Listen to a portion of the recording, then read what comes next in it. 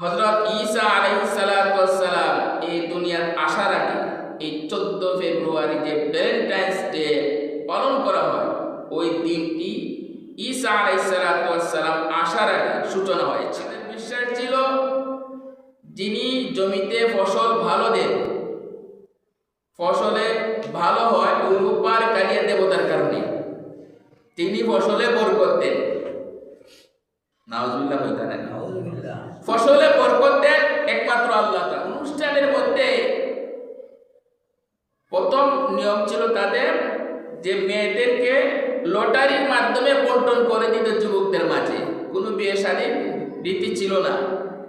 আর ওই অনুষ্ঠানের মধ্যে ছাগল জবে করে ছাগলের চামড়া ওই মেয়ের গায়ে পরিয়ে দেওয়া হতো। শুধু তাই নয়, ওই ছাগলের যে রক্ত আছে, ওই রক্ত এবং শুকরের রক্ত, শুকর না কুকুর, ছাগলের রক্ত এবং কুকুরের রক্ত মিশিয়ে চাবুকে লাগানো হতো। চাবুক আছে না, চাবুকে লাগানো হতো। আর ওই চাবুক যুবকের হাতে দেওয়া হতো, আর যুবক ওই মেয়ের গায়ে আঘাত করত। তাদের বিশ্বাস ছিল যদি যুবক ওই মেয়েকে এভাবে আঘাত করে তাহলে ওই মেয়েটা জন্ম দেয়া সন্তান ধারণের উপযুক্ত হবে। নাউজুবিল্লাহ। এই ঘটনা থেকে আমরা কয়েকটা বিষয় বুঝতে পারি।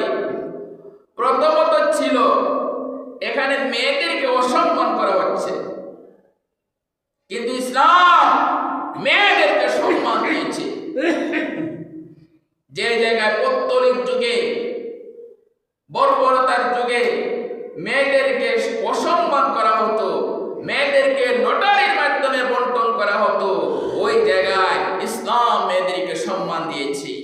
পরবর্তীতে যখন হযরত ঈসা আলাইহিস সালামের ধর্ম আসে, তখন ধর্মগুরু যারা, ধর্ম যাজক যারা, তারা বলল যে এই দিনের মধ্যে কিছু পরিবর্তন করার দরকার।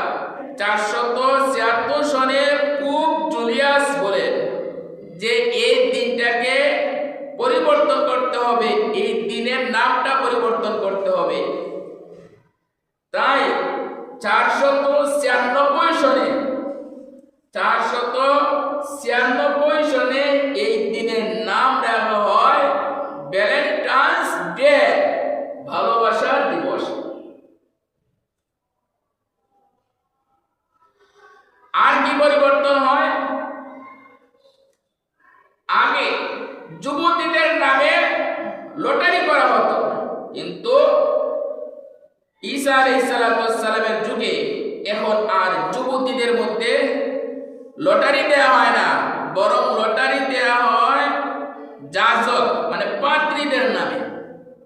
অর্থাৎ লটারির মাধ্যমে যেই পাদ্রী যেই যুবকের বাগে পড়তো, ওই যুবক ওই পাদ্রীর সহবতে 1 বছর থাকতে হতো, যাতে করে সে ভালো। ভ্যালেন্টাইন বলতে কি?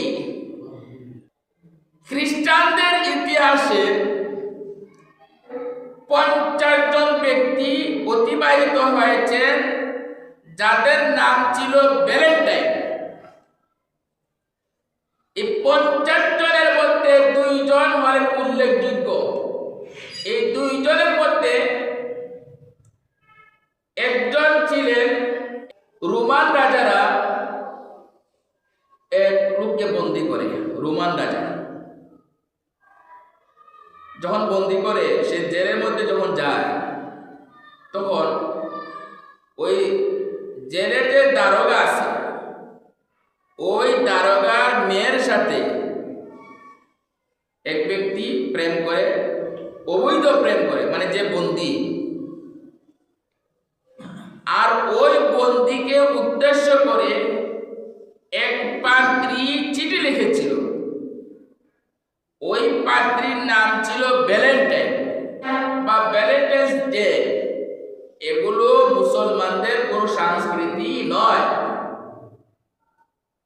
ও কেন 14 ফেব্রুয়ারি মুসলমানদের সংস্কৃতি কেন নয়?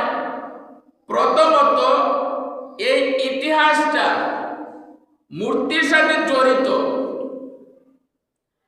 দ্বিতীয়ত, এই ইতিহাসের পিছনে অনেক জঘন্য কাজ রয়েছে।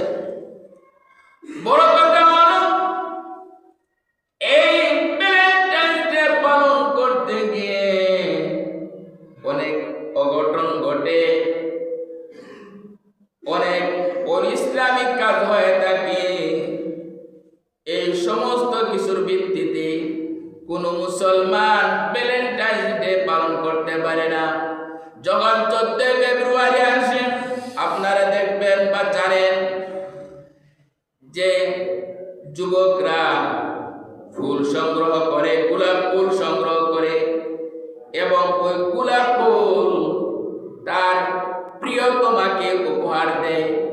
এই 14 ফেব্রুয়ারি সার কথা এটাই যে 14 ফেব্রুয়ারি বা ভ্যালেন্টাইন্স ডে এটা হলো অপসংস্কৃতি। এতে মূর্তি পূজার ইতিহাস রয়েছে।